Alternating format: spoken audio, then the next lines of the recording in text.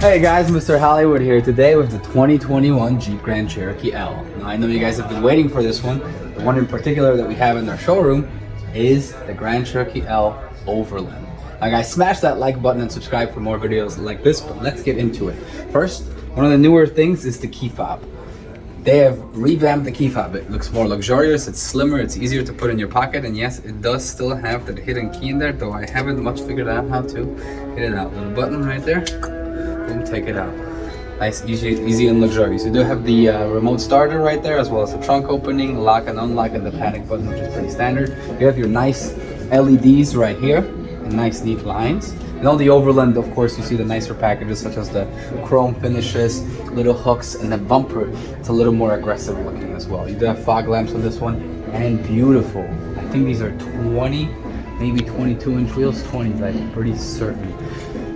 You got 20-inch wheels, yes, and look, they're dual tone. You have the gray in the middle and the aluminum on the outside, right? You also have the front sensors for parking, and this thing is just loaded to the brim with features. This is a 6-seater, so what that means, you have 2 in the front, 2 in the back, and 2 in the third row, right? You have keyless entry, this time on all doors. Now a lot of the Grand Cherokees, it was only on the front door. This one, it's not. If I put the key in my pocket, I can walk up to the vehicle, have the door handle, and open it. There's little 3 ridges right there. If I just touch on them, I'll lock the vehicle, right? I do have the same thing on the back. I can do the same thing on the back seat. Right, open this up, hop right in, and have that. We also have blinds right here too for the passengers. You can open the window because these are hooked on, so you can have the window open and still have these there for the sunshades. Right? A lot of refined luxury. When we get into the interior, you will see tons of it. There's a lot of things they've done to it. Of course, plug and play. As always, they no longer do the screw caps anymore, so all you have to do is just put the pump right in and go for it. And you have your trunk. Of course, wave your foot to open the trunk. It's really nice. Still a lot of space with the third row open.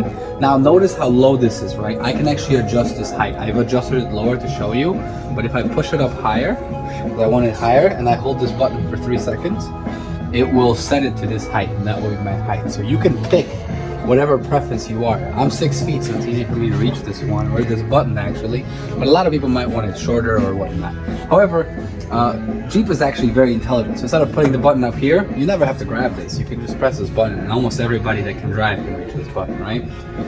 Nice and easy here. We have a little bit of storage too. Kind of like in the Durangos you may have seen. You have a nice storage here, which actually does have a drain plug too. So you can get this all wet and muddy. It's nice to keep your interior secure and clean.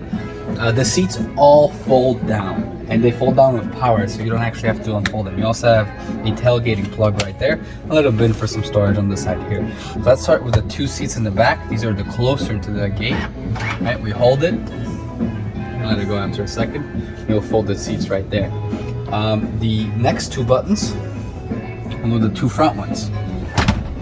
Right, I'll fold them flat, and you have a nice, very roomy space to put whatever you want. You can also see from here that the third row seats do have their own USB plugins and cup holders for the 2 passengers, so they're not left out of the party, right? USB-C and regular USB on each side. They also have their own vents because they thought about them. These guys also need air conditioning and heating in the winter, right? The back seats do come back up with power. The second row seats do need to be lifted manually, so I can't lift them up with that, right? But I can do these. Oh, I accidentally let go of one of the buttons. You don't have to hold the buttons either, you can just press them and it will do it, right? The headrests you do have to lift up manually, but they do fold themselves when you press these buttons by themselves, right? It's pretty cool. And notice how I only pressed 1 and both headrests. Alright, now we're gonna hop, actually let's show you the back, because I opened the trunk really quick and I'm gonna show you the beautiful new design of the back. You see you have the 2 exhaust tips right there, and they're nice in a unique shape. You also have your if it's equipped with a trailer package, it's hidden underneath this little plastic piece right here. But notice the beautiful new sleek design of the rear, right? You have the LED lamps going across all the way to the side, and the nice white backup lights right there. You also have your camera right there in the center. It's no longer here, so it's a little bit higher up, giving you a better view of the rear, and your sonar sensors all over the bumper. Let's hop inside and show you the new refined interior.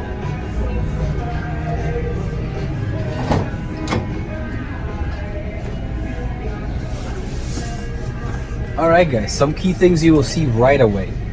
high-end luxury. This is no longer a Jeep Grand Cherokee, in my opinion. This is a Jeep Grand Cherokee L, and it's refined.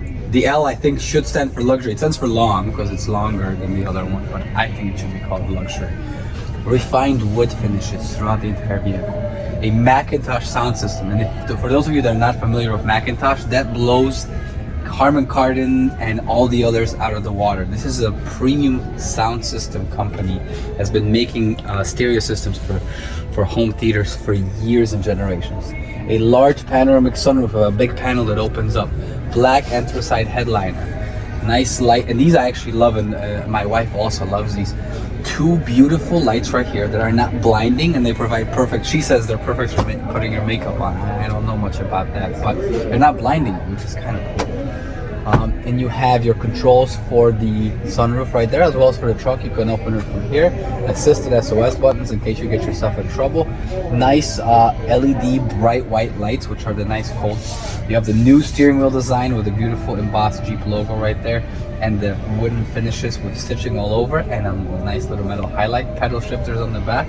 Your controls are also neatly under that for the radio and stereo, which is coming from the old Jeep Grand Cherokees, and controls here for the memory of seats, as well as your mirrors and your windows, right? Notice the refined looks of it, right? I'm also gonna show you from the side, since we have Jacob over here before he hops in the passenger seat. You can move this piece forward, so if you are taller, this makes it more comfortable. And there's a lot of power seat options here, right? You have a lot of specific details that you can move here or there, and there's just lots and lots of features. You also have your steering wheel adjustments, which are full up, down, left, right, back and forth, and you have your adaptive cruise controls here, right? But now we're gonna have Jacob hop in on the side and show you some of the interiors, finer things such as the infotainment and entertainment center. Turn it on.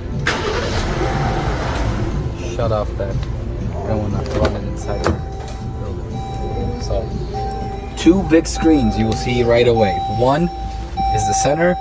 One is right here. Now this is just one giant screen. There is no more in the middle, in betweens. You have all your information right there. It's truly magnificent. I'm not gonna start the car up, so we're not gonna play too much with this one because we're inside and I don't wanna start polluting the air here. But do you want to complete your registration? I do not want to complete my registration at this time. I'm gonna back up, but I'm gonna show you some of the features, right? This is the Uconnect 5.0, which means wireless Android and Apple CarPlay. Right, so you can put your phone down here on this nice wireless charger and actually have your music play from your favorite apps, just Pandora, YouTube Music, whatever you may want. You have USB-C and USB plugins for chargers, two of them, as well as an aux plug for those of you that still want to play your Discman if you still have it. Of course, this does close to provide a nice and sleek finish. You do have, as is standard on a lot of Jeeps, all climate controls duplicated. You have some here, and you have them also on here in comfort, right? So you can control them here by going here directly and going max AC, right? We're not gonna do that right now. You also have your rear control, so you can control the rear windows, right? The rear seats too here by pressing that. And there's the massage option now, right? Massage seats, yes, full-on massage seats I can turn on for me and the passenger, and we can have waterfall, lower back and whatnot all here on this. Right now vehicle's off, so we're not gonna get to enjoy that, but when the vehicle's on, you get to get nice different massage options. Really cool extra feature that just really brings road trips to a whole new level. If you buy the self-parking option, there's two buttons right here that help you self-park it.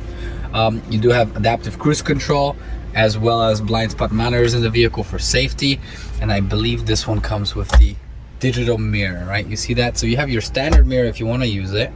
If you flip it up, you have your digital mirror, which is controlled here. So this also prevents blinding lights, right? Because camera and the screen will never blind you with reflectors, so it's a good thing to switch into. Plus it provides a larger overview of what's going on behind you too. It's actually more aimed at that. And the Uconnect system, getting back to that, you have your home, media, comfort, navigation, phone, vehicle, and apps.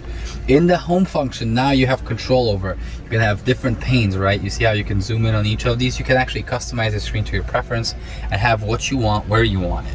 It's really nice and neat, and we can actually scroll over to the side and we can add whatever widgets we'd like.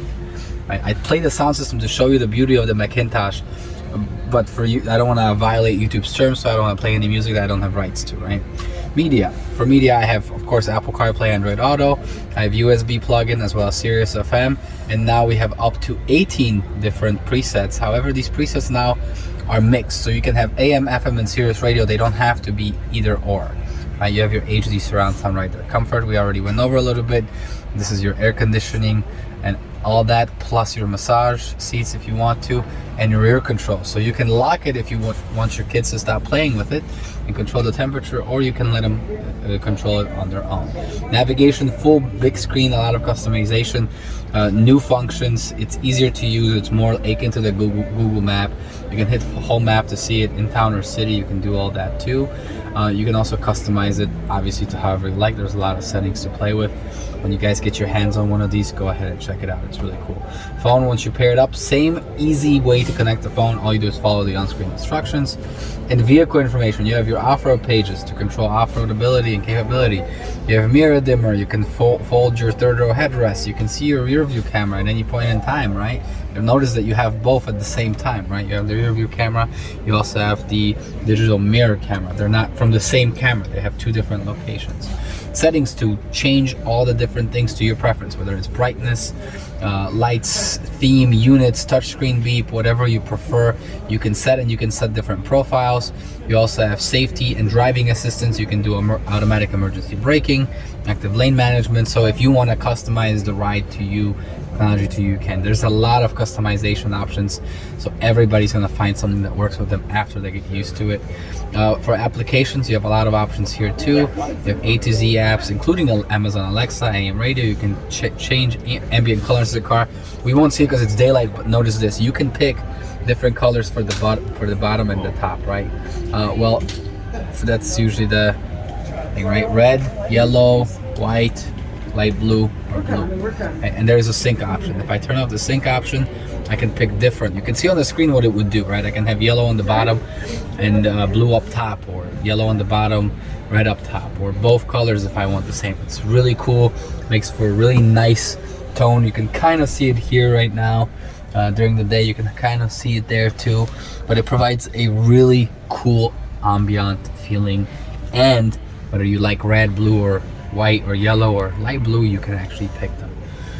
On top of these applications, you have your assistants you can call, audio settings, which you can customize very well because you got the Macintosh here. You can do a lot of that stuff. Let's actually go to one of the Macintosh systems to show you that, because I know they have that Macintosh. With Macintosh, you can track and see your input output levels, so you can see all that and kind of track it. This is one of those things I'm sure you've seen in the studios if you've had the chance to be in one. All right, so a lot of options: off-road pages, tire fill alert, all that stuff. Storage, also ride height. Right here you have the new switch now for the ride height. This is your shift knob. You do have your controls for the 4x4. You can pick rock, sand, mud, snow, auto, or sport. You can raise or lower the height by pressing these up or down, and it will do it even with the engine off. We're gonna go up a little bit. You'll see that maybe it's visible in the camera, probably not, but it does have a pretty nice gain. You can actually go up quite a bit. Storage wise, which is what I was getting to before I got distracted by this, 2 cup holders with nice ambient lighting right there, and the rubber mats on the bottom so things don't stick. Additionally, here you have a top compartment, and below it there's a second lever. You have a bottom compartment, which is very deep, tons of storage. You can fit a lot of stuff in there, and you can compartmentalize it, right? Lockable glove box. Obviously you can open it up pretty big here, nice and suede finish in there, with your books and all this info on that, and another cup holder on the doors for each side.